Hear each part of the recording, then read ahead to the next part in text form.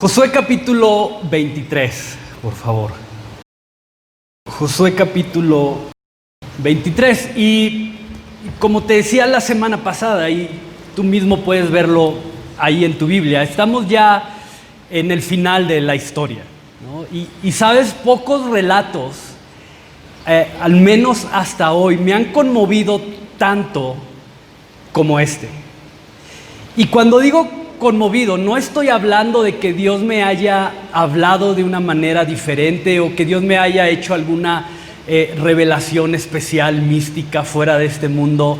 No, creo que Dios, en su misericordia, Dios me habla y trata conmigo de manera especial semana tras semana.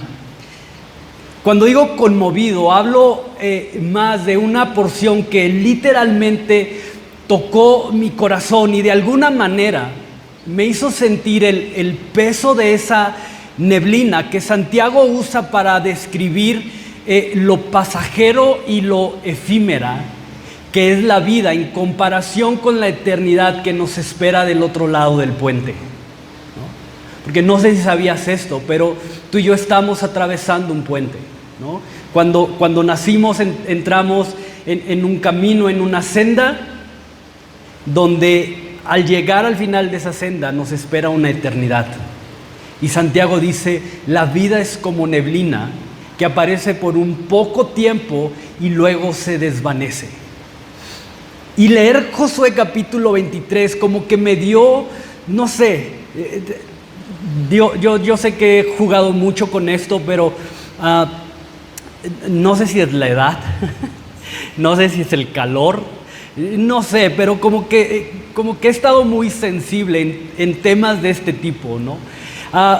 Porque a diferencia del capítulo 1, donde se describe la transición que se vive en el cambio de liderazgo que se da entre Moisés y Josué, y en estos primeros capítulos podemos ver a un Josué lleno de vigor, a un Josué en una edad óptima, en una edad donde todavía tiene la fuerza suficiente para poder ir por delante.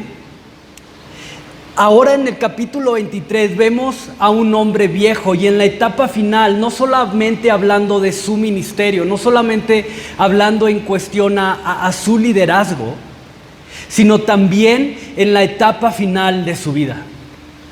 Ese Josué lleno de energía que se describe en los primeros capítulos, que tenía la capacidad de ir al frente en la batalla, ahora es un hombre quizá cansado, ahora es un hombre quizá débil, un hombre que lleva ahora en su cuerpo los dolores físicos, pero también las cicatrices de la batalla. Yo puedo imaginar a Josué en los primeros capítulos de la historia dando mensajes de guerra poderosos, animando a su pueblo, diciéndoles, vamos a ganar, Dios está con nosotros, no hay nación que pueda hacernos frente porque nuestro Dios está con nosotros, vamos, ¿no? Y tomando su escudo y su espada y corriendo hacia donde están los enemigos. Pero ahora en este capítulo 23 puedo ver y sentir a un Josué mucho más lento, ¿no? A un Josué ya un tanto encorvado, ¿no? A un Josué con arrugas, con canas, a un Josué reconociendo y diciendo él mismo, ¿saben qué? Yo ya la siento cerca. O sea, ya me huelo y huelo a madera, ¿verdad? Bueno, en ese tiempo no había ataúdes, más bien ya huelo a piedra, ¿verdad? Porque ya estaba más cerca de la tumba. Y él lo reconocía y decía, ya mi etapa está llegando al final. Un hombre que sabe que la cita para encontrarse con el Dios que lo llamó, con el Dios que lo sustentó, con el Dios que lo moldeó, estaba cerca. La cita con el Dios que había peleado por él y con él estaba muy, muy cerca. Y yo creo que era un anhelo de Josué. Yo creo que Josué anhelaba en su corazón, más que seguir al frente de una nación, Yo creo que el anhelo del corazón de Josué era más estar cara a cara con ese Dios que había peleado por él. Ya no tener esta relación de guerrero con guerrero, sino de amigo con amigo. Y entonces capítulo 23 que vamos a estudiar hoy nos retrata la sabiduría de un hombre viejo, pero que a la vez ha madurado y que tiene un corazón, en su corazón, un fuego por ver a esta nación caminando en santidad, sirviendo y adorando al Dios que los había llamado para hacer de ellos una nación santa, un real sacerdocio y, como tantas veces lo hemos mencionado a lo largo de la historia, un pueblo que representara de manera digna y de manera gloriosa lo que era representar el reino de Dios en la tierra. Entonces, Josué capítulo 23 del 1 al 13. Josué capítulo 23 del 1 al 13, nada más voy a leer. Aconteció muchos días después que Jehová diera reposo a Israel de todos sus enemigos alrededor, que Josué, siendo ya viejo y avanzado en años, llamó a todo Israel, a sus ancianos, a sus príncipes, sus jueces y sus oficiales, y les dijo: yo ya soy viejo y avanzado en años, y ustedes han visto todo lo que Jehová vuestro Dios ha hecho con todas estas naciones por su causa, porque Jehová vuestro Dios es quien ha peleado por ustedes. He aquí les he repartido por suerte en herencia para vuestras tribus estas naciones, así las destruidas como las que quedan, desde el Jordán hasta el mar grande, hacia donde se pone el sol. Y Jehová vuestro Dios los echará delante de vosotros y los arrojará de vuestra presencia, y vosotros poseeréis sus tierras, como Jehová vuestro Dios os ha dicho. Esforzaos pues mucho en guardar y en hacer todo lo que está escrito en el libro de la ley de Moisés, sin apartaros de ella ni a diestra ni a siniestra, para que no os mezcléis con estas naciones que han quedado con vosotros, ni hagáis mención, ni juréis por el nombre de sus dioses, ni los sirváis, ni os inclinéis a ellos. Mas a Jehová vuestro Dios seguiréis como habéis hecho hasta hoy. Pues ha arrojado Jehová delante de vosotros grandes y fuertes naciones, y hasta hoy nadie ha podido resistir delante de vosotros. Un varón de vosotros perseguirá a 1000, porque Jehová vuestro Dios es quien pelea por vosotros, como Él os dijo. Guardad pues con diligencia vuestras almas, para que améis a Jehová vuestro Dios. Porque si os apartáis y os anunciares a los que resta de estas naciones que han quedado con vosotros, y si concertáis con ellas matrimonio, mezclándose con ellas, y ellas con ustedes, sabed que Jehová vuestro Dios no arrojará más a estas naciones delante de vosotros, sino que os serán por lazo, por tropiezo, por azote para vuestro costado y por espinas para vuestros ojos, hasta que perezcáis de esta buena tierra que Jehová vuestro Dios ha dado. Y voy a dejar hasta ahí. Entonces la Biblia, este compendio o conjunto o recopilación de 66 libros que tienes en tus manos y que fue escrito a través de diferentes etapas y tiempos históricos, no es un manual de operaciones como quizás has escuchado que le llaman. Tampoco es el manual del fabricante. No, la Biblia es el relato que Dios inspiró, que Dios sopló a través de diferentes hombres con el propósito de darnos a conocer básicamente dos cosas.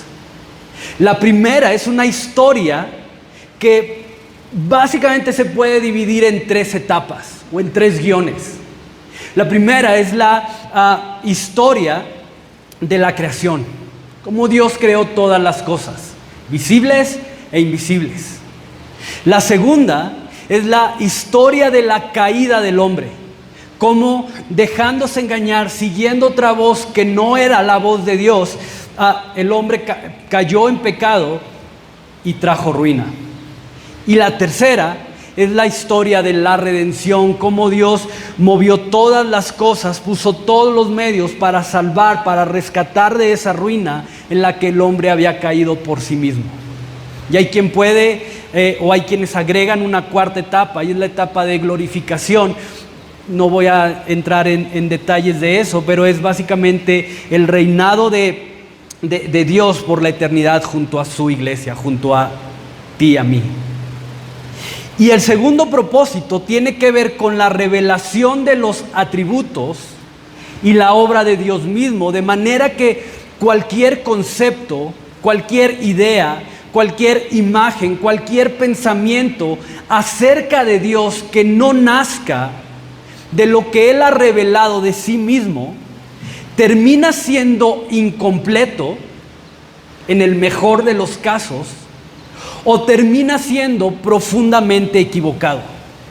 Y creo que no solo para el pueblo, en este tiempo de transición en el que, como ya leímos, es un tiempo de reposo, es un tiempo de paz, es un tiempo donde las principales y más fuertes ciudades han sido conquistadas y donde, como Josué mismo va a decir, solo quedan algunas cuantas aldeas que lo único que tienen que hacer es ir y pararse y decir esto nos pertenece y ok, adelante. Ya oímos lo que hicimos con Jericó, ya oímos lo que hicieron con las diferentes naciones. ¿Saben qué? Ni siquiera vamos a intentar hacerles frente porque sabemos el destino que nos espera, porque Dios está con ustedes. Entonces, aunque quedan estas pequeñas aldeas, es un tiempo de reposo. Es un tiempo de paz, es un tiempo en donde, como lo veíamos la semana pasada, era un tiempo de asentamiento, de acoplarse, de explorar esta nueva tierra, de ver, de experimentar y decir, mira, creo que aquí se da coliflor. No, pero mira, si vas más al norte, se dan las uvas. Y si vas un poquito más al sur, vas a encontrar con que, no sé, hay árboles de sandías, ¿no? Por allá, por el sur. No hay árboles de sandías, ¿ok? Entonces, en este tiempo de paz era importante para el pueblo y aún para nosotros entender y tener muy claro este punto que termina siendo relevante. ¿Quién es Dios? ¿Quién era ese Dios que los había llamado? ¿Quién era ese Dios que los había sacado de Egipto y los había llevado por el desierto durante 40 años y ahora los tenía en una parte de un territorio para bendecirlos, pero también para que fueran de bendición a otras naciones? Porque cuando tú y yo nos acercamos a las Escrituras y comenzamos a conocer a Dios de una manera correcta, cuando comenzamos a interpretar las Escrituras de una manera correcta con la ayuda del Espíritu Santo y comenzamos a conocer a Dios como Él se ha revelado a través de ellas, comenzamos también a ampliar nuestra visión y a entender que entre más caminamos, que entre más participamos de este plan de redención en el cual tú y yo nos encontramos en esta etapa de la historia, más satisfecho, más pleno, con mayor gozo, con mayor paz estará mi corazón. Y tienes que saber esto, porque no hay nada ni nadie que pueda darte paz, no hay nada ni nadie que pueda darte plenitud fuera de Dios, porque simplemente estas cosas fuera de Él no existen. Entonces, si yo quiero encontrar paz, si yo quiero encontrar felicidad, si yo quiero encontrar plenitud, si yo quiero sentirme amado, si yo quiero sentirme valorado, no tengo que salir corriendo a buscar en alguien ese amor que estoy anhelando. Si yo quiero sentirme verdaderamente valorado y sentir aprobación, no tengo que estar haciendo cosas para que otros me digan, qué bien lo haces, wow, eres increíble. No. Si tú verdaderamente quieres encontrar paz, si tú quieres verdaderamente encontrar amor, sentirte satisfecho o satisfecha, tienes que empezar buscándolo a Él, porque encontrándolo a Él vas a encontrar estas cosas. Porque todo el amor, toda la plenitud, todo el gozo, toda la felicidad, toda la paz emanan de quién es Dios, de la esencia de Dios. Y ve lo interesante de esto, porque cuando verdaderamente mi corazón ha encontrado esa satisfacción en Él, se va a ver reflejado a través de una profunda y apasionada adoración. De ahí que grandes teólogos, entre los cuales se encuentran Charles Spurgeon, están de acuerdo y han llegado a la conclusión de que si mi conocimiento de Dios no me posiciona en una adoración cada vez más profunda, entonces realmente no estoy conociendo al Dios de la Biblia. El problema de esto es que tristemente vamos a tratar de encontrar esta plenitud y este gozo y esta felicidad desesperadamente fuera de Dios, sin que nuestro corazón sea satisfecho, desgastándonos, produciendo en nosotros mismos heridas, dañándonos a nosotros mismos y dañando a otros, sin encontrar y quedando más vacíos de lo que empezamos la búsqueda. Por eso, si te fijas, y en relación a lo que leímos, esta especie de discurso, si le podemos llamar así, que los comentaristas en realidad llaman como el discurso de despedida de Josué, básicamente gira alrededor de estos dos puntos. Conozcan a Dios, sirvan a Dios, adoren a Dios, obedezcan su palabra, para que su corazón no sea seducido y engañado, creyendo que encontrarán algo mejor fuera de Él. Y me encanta, porque si te das cuenta, las palabras que habían hecho un eco en el corazón de Josué cuando recién él tomaba la posición de liderazgo, son básicamente las mismas palabras que ahora él retoma para guiar al pueblo. Y sabes, esto tiene un peso increíble, porque yo no puedo guiar a alguien, yo no puedo llevar a alguien a donde no he estado antes. Yo no puedo anhelar que la palabra de Dios penetre y transforme algo que primero no haya penetrado y transformado profundamente en mi corazón. Porque no sé si a ti te pase, pero por lo menos a mí sí. Como dijera Pablo, de los pecadores yo soy el primero. Y continuamente yo estoy caminando pero muchas veces mis expectativas se centran más en querer ver perfección, en querer ver santidad, en querer ver la imagen de Jesús siendo reflejada con claridad en otros, cuando yo estoy muy lejos de alcanzar y de reflejar esa misma imagen, al menos al nivel que yo demando. Tú sí tienes que reflejarme la imagen de Cristo de manera perfecta. Yo necesito ver a Cristo siendo reflejado en ti. No, pero yo no. O sea, yo puedo darte 1000 excusas porque sigo sin reflejar la imagen de Cristo en ciertas áreas. Yo puedo darte mis argumentos de por qué no logro o sigo sin controlar la desesperación en determinados momentos, pero tú no. O sea, Tú no puedes ser desesperado. Tú no te puedes airar, tú no te puedes enojar, tú no me puedes mentir a mí. Yo sí, pero tú no. Porque muchas veces nuestras expectativas están al revés. Muchas veces anhelamos ver en otros lo que yo no puedo dar. Muchas veces anhelo y demando que otros me traten como yo no quiero tratar a otros. Y aquí podemos ver a un Josué al final de sus días como líder, exhortando bajo la madurez de entender que él no podía guiar al pueblo a alcanzar algo que él no había alcanzado primero. En la madurez de sus días, Josué entiende que él no puede agregar un peso mayor que él no había estado dispuesto a cargar durante todos esos años.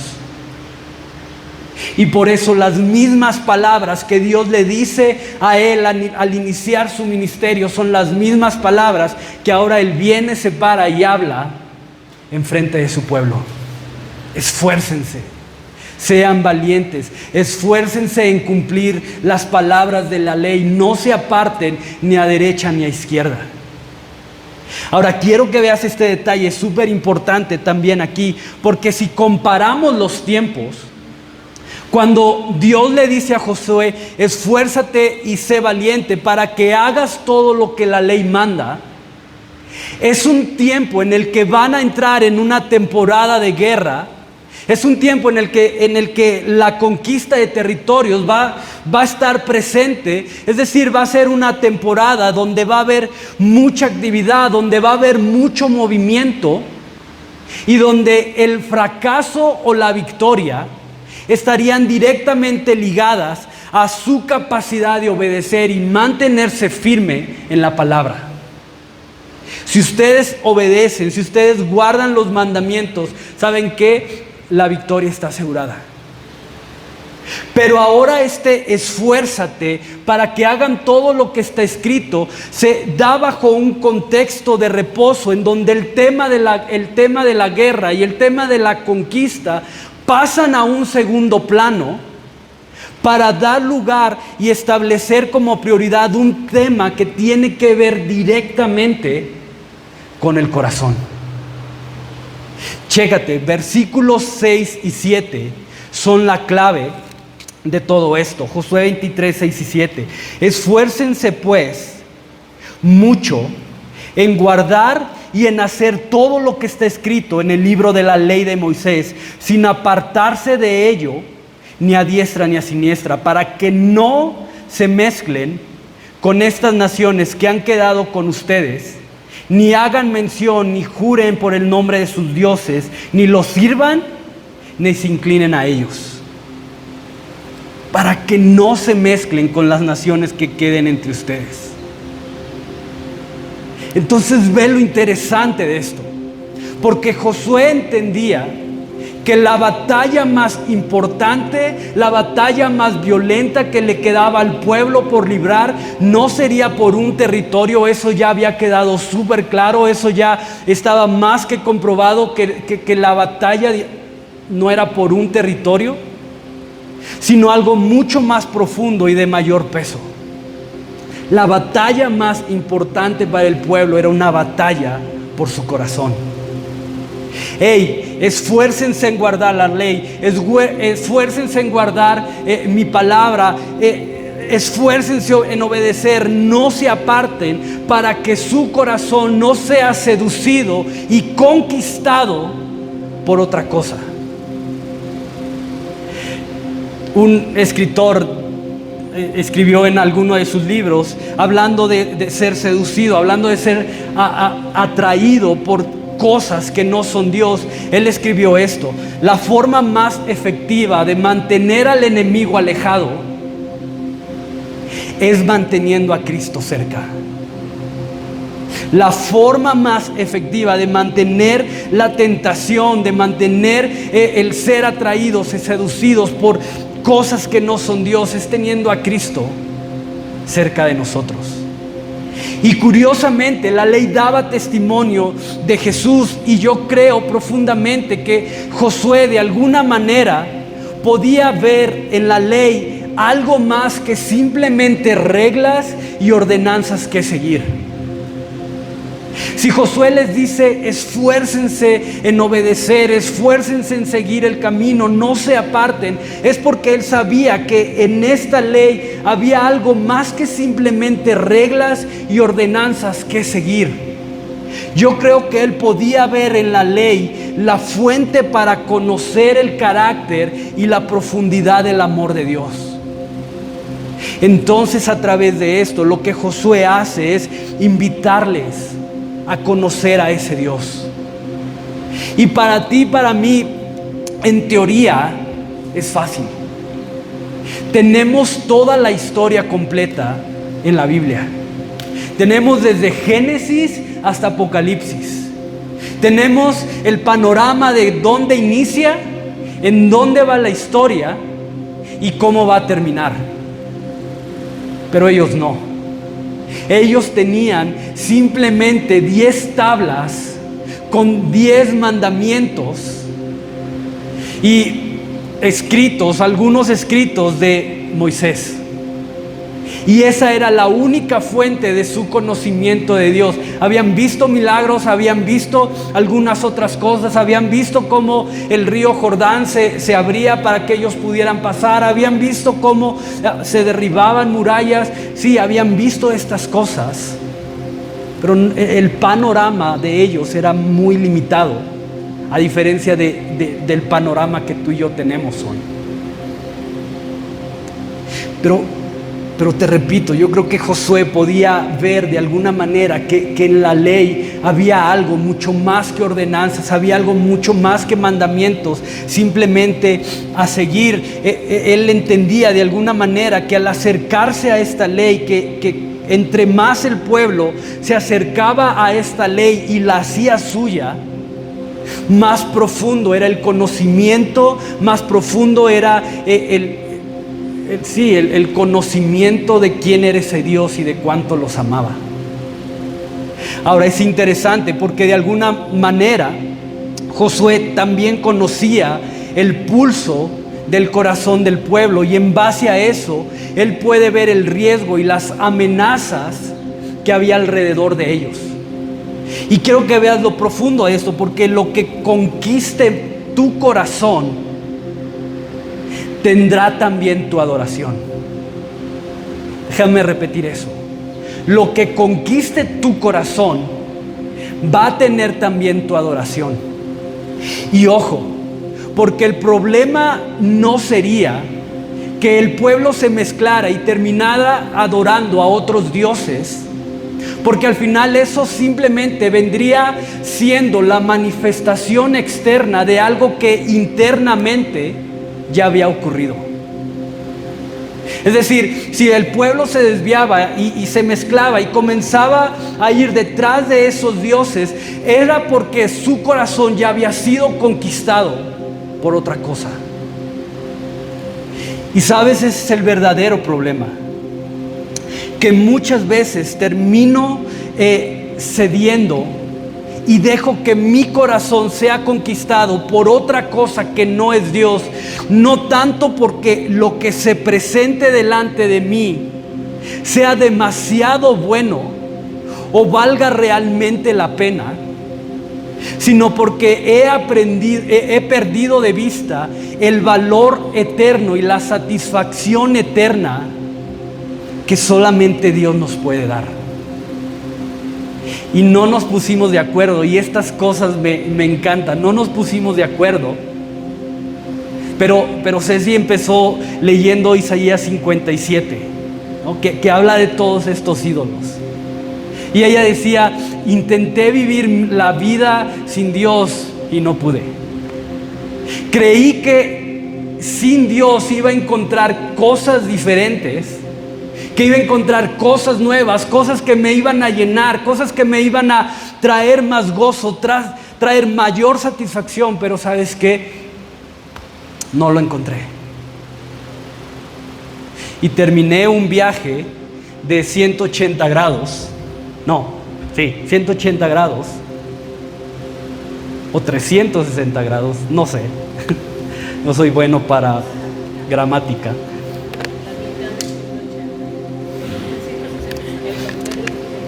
Ok, el punto es que terminó regresando a donde partió, o de donde partió. Terminó dándose cuenta que entre más alejada estaba de él, más insatisfecha, menos plena, menos gozo, menos felicidad y más echando a perder su vida. Y no nada más ella, yo puedo darte también mi propio testimonio de eso. Pero aquí estoy, aquí estamos, reconociendo y sabiendo que fuera de Él no hay valor, que fuera de Él no hay algo o alguien que pueda llenarnos como lo hace Él. Y entonces esto termina siendo todo un tema, porque hoy nuestra lucha no tiene que ver con mezclarnos con pueblos, ni es un tema de que tú y yo luchemos por inclinarnos a adorar dioses falsos. No, termina siendo mucho más sutil que eso. Quizá hoy la batalla por mi corazón se está dando en un terreno donde el tener el control, el tener el dominio, el controlar mi vida, está luchando por dejar que la voluntad de Dios se establezca en mí. Quizá hoy la batalla no es inclinarnos en adorar dioses falsos, pero sí es por seguir acumulando rencor en lugar de perdonar. Quizá la batalla es entre seguir aferrándote a un pasado que te tiene atado o atada, o comenzar a caminar en la libertad que Jesús te está ofreciendo. No lo sé, pero quien conquista tu corazón tendrá también tu adoración. ¿Quién está ganando la batalla en tu corazón? Y tienes que saber esto, porque al igual que el pueblo de Israel, los enemigos más grandes a los cuales tú y yo tenemos que enfrentarnos y tenemos que derrotar, no son enemigos externos, porque esos Dios ya los derrotó. Los enemigos más fuertes, los enemigos más voraces, los enemigos más violentos son internos. Esos que con el paso de los años hemos permitido que se encarnen en nuestro corazón. Amargura, celos, enojo, iras, pleitos, murmuraciones, rencor, falta de perdón. Quizá no se ven, pero la batalla por tu corazón entre estas cosas es todos los días. Y solo quiero terminar con esto, porque si te fijas en el versículo 13, dice que si ellos cedían o se alejaban o se desviaban del camino, eso mismo por lo cual fueron seducidos terminaría convirtiéndose en lazo, terminaría convirtiéndose en tropiezos, terminaría convirtiéndose en golpes o azotes en el costado y espina en los ojos. Eso mismo por lo cual ellos decidieron irse, terminaría convirtiéndose en eso, en un dolor, en algo que les haría mal, en algo que les traería destrucción. Entonces ve lo profundo de esto, porque cualquier cosa con la cual busques saciar tu corazón fuera de Dios va a terminar haciéndote pagar mucho más de lo que en realidad te dice que vas a pagar. Te va a costar mucho más caro hacer eso. Y esta es la esencia del pecado, que no solamente me separa de Dios y termina generando que mi concepto de Él, de su amor, de su bondad, de su cuidado, queden totalmente distorsionados, sino que además cada vez sin importar el tamaño, terminará siendo autodestructivo y una desilusión eterna, frenándote de ser la persona que Dios ha diseñado que seas y alejándote de alcanzar la libertad que Jesús quiere darte. Entonces no sé cómo vienes hoy. No sé si has dejado que tu corazón sea conquistado por algo que no es Dios. No sé si hoy vienes caminando y enfrentando y cargando las consecuencias de alejarte de Él, creyendo que encontrarías algo mejor. Pero quiero dejarte esto. Jesús lo cambia todo. Y si hay algo que tienes que llevarte hoy, es que en Jesús no solamente tus pecados son perdonados, que tu presente es redimido y que tu futuro es asegurado, sino que además, estando en Él, todos tus deseos, todos tus anhelos, todos tus sueños pueden ser alineados a su voluntad, en donde podrás encontrar verdadera libertad. ¿Quién está ganando la batalla de tu corazón hoy? Llévate eso. ¿A quién le estoy cediendo terreno? ¿A Dios o a otra cosa que no es Él?